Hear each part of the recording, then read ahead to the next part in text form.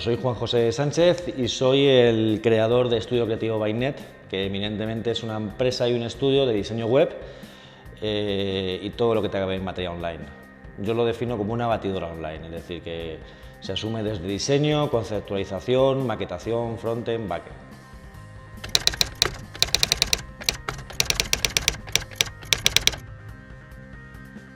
Entre un diseñador gráfico y un diseñador web. Bueno, principalmente que el diseñador gráfico piensa en 300 de resolución, en grandes formatos, mientras que un diseñador web tiene que pensar sobre todo en dispositivos, en cómo se va a ver una página y ese diseño en un portátil, en un dispositivo móvil, en una tablet, en un iPad. Sobre todo tiene que pensar en esos formatos.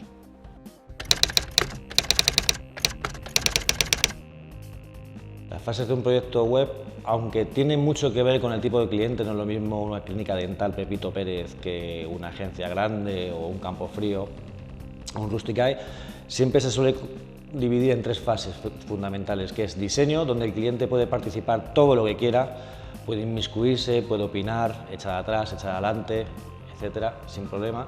Hay una segunda parte que es con el diseño aprobado, donde el cliente ya no, entre comillas, no se le permite que entre, porque es una fase más de maquetación, semiprogramación, adaptación de contenidos. Y una tercera fase que es implementación, que es lo que se llama normalmente programación pura y dura, donde se monta toda la base de datos, todas esas maquetaciones, han implementado esos diseños y se le aplica la funcionalidad final para que el cliente pueda disfrutar, entre comillas, de su proyecto.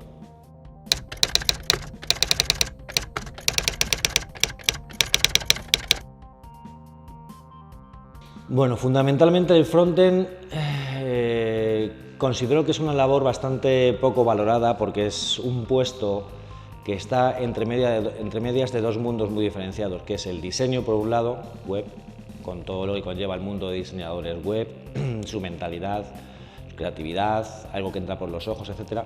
Y el mundo de los programadores, entre comillas, informáticos, aunque no se gusta que se llame así, que lo ven todo más en una programación pura, dura, código. Entonces tú tienes que saber interpretar ambos mundos. ¿Por qué? Porque tienes que coger toda la parte del diseño web, tú eres encargado de desmenuzar, de desbrozar esos diseños, entenderlos para poder hacer unas maquetas mínimamente comprensibles y a su vez dejárselo muy comentado y lo más fácil posible para que los informáticos, programadores, lo implementen y trabajen con un código mucho más puro y más duro.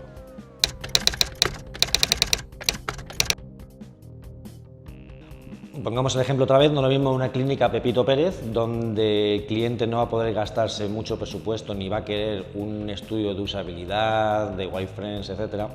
Mientras que una empresa grande sí se lo puede permitir. Con lo cual, supongamos que es un cliente pequeño, el más estándar, con lo cual se le presentan un par de propuestas estéticas, al fin y al cabo no dejan de ser dos JPGs que tú has trabajado en Photoshop. Sobre esos dos diseños se trabaja, el cliente incide, desecha, aprueba, acepta. Normalmente suele ser un término medio, le gusta una parte de uno y una parte de otro. Entonces, en base a todo ese collage de opiniones, se conforma un diseño final hasta que le guste.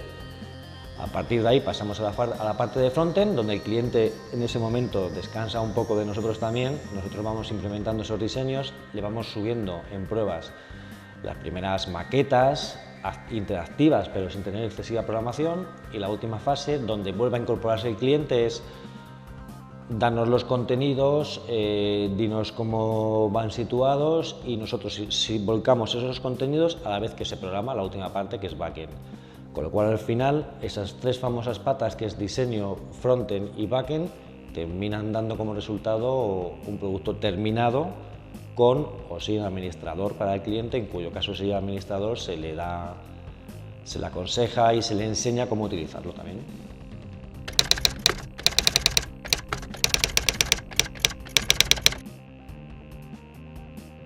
Las herramientas de trabajo que utilizo siempre suelen ser las que tienen que ver con el mundo del diseño: Photoshop, Illustrator, Sketch, para prototipados, Azure también, etc. Y luego hay una parte que tiene que ver también con el mundo de los programadores, que son editores de código, por ejemplo Sublime Text, mucho WordPress también, tanto porque se personalizan plantillas como se programan desde cero, con lo cual es necesario saber. Además, yo aconsejo mucho aprender WordPress tanto desde la parte de usuario como de, si es posible, de programador, administrador, porque actualmente da mucho juego para muchos proyectos.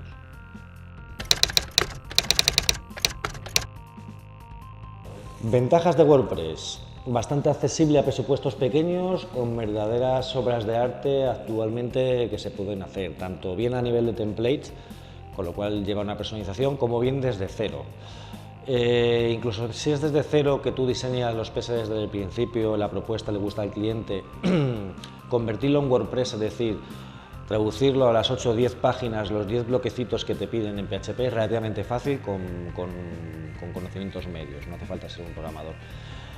La facilidad y ventaja que tiene sobre todo WordPress es con vista al futuro de ese cliente. Ese cliente va a aprender a manejar ese administrador, no te va a ocasionar apenas problemas, etc.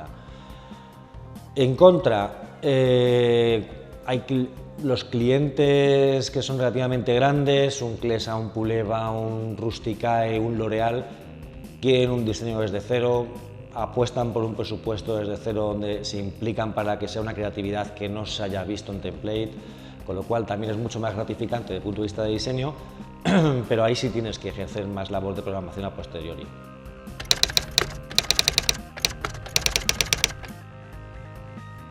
Las tendencias, las actuales y sagradas es responsive. La palabra responsive ahora mismo es fundamental tanto en diseño web como en frontend web como en backend web. Es necesario, toda página que no esté preparada para verse en cualquier dispositivo, es decir, que no sea multidispositivo, está abocada al fracaso en todos los ámbitos.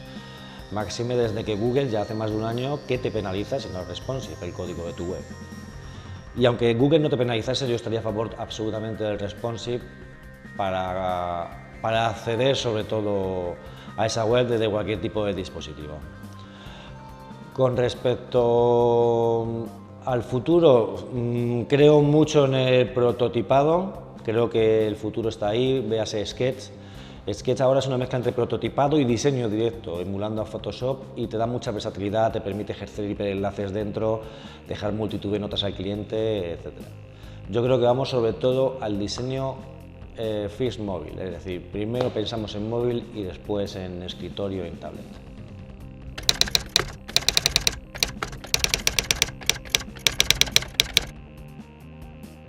Y que sobre todo quiera afrontar sus futuros, yo recomendaría mucho una primera etapa de trabajar en agencia, con todo lo negativo y todo lo positivo que conlleva, es decir, vas a sobre una cantidad de información y sobre todo de experiencias, de cómo tratar, cómo no tratar, qué te gusta y qué no te gusta para el futuro, para ti. Y una vez que tengas ese pozo, esa mínima base, yo me lanzaría al mundo freelance, pero sin dudarlo, es decir, yo voy a ser sincero en este aspecto, la inestabilidad actual que tenemos es una ventaja para los freelance. ¿Por qué? Porque esa inestabilidad que tú tienes en el mundo supuestamente estable barra laboral, al no ser tan sumamente cierta, vas a ser muy volátil, o bien porque terminan proyectos y prescinden de ti y no te renovan el contrato, hablando sinceramente, o bien porque te ficha otra agencia y vas a tener una rotabilidad que en el fondo va a ser poco tiempo en cada empresa, porque ahora mismo la rapidez del mundo online funciona así.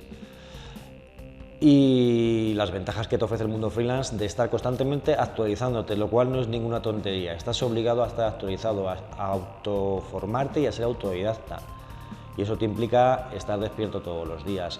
Esa rapidez de autoformación y de autoexigencia con los clientes no te lo da una empresa, no te lo da una agencia.